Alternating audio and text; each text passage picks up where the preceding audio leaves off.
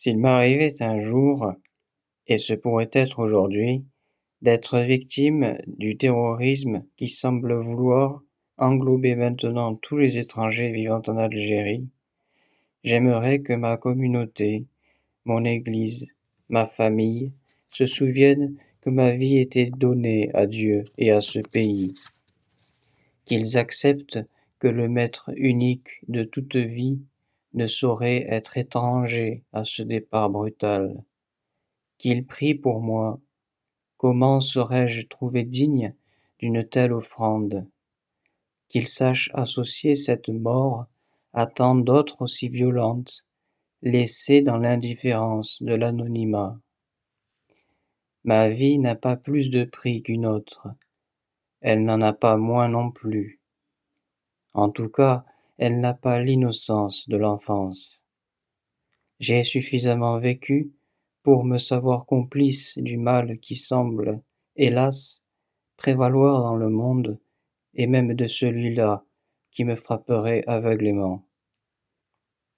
J'aimerais, le moment venu, avoir ce laps de lucidité qui me permettrait de solliciter le pardon de Dieu et celui de mes frères en humanité, en même temps que de pardonner de tout cœur à celui qui m'aurait atteint.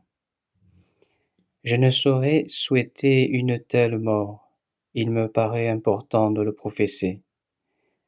Je ne vois pas en effet comment je pourrais me réjouir que ce peuple que j'aime soit indistinctement accusé de mon meurtre. C'est trop cher payé ce que l'on appellera peut-être la grâce du martyr, que de la devoir à un Algérien, quel qu'il soit, surtout s'il dit agir en fidélité à ce qu'il croit être l'islam. Je sais le mépris dont on a pu entourer les Algériens pris globalement. Je sais aussi les caricatures de l'islam qu'encourage un certain islamisme. Il est trop facile de se donner bonne conscience en identifiant cette voie religieuse avec les intégrismes de ces extrémistes. L'Algérie et l'islam, pour moi, c'est autre chose, c'est un corps et une âme.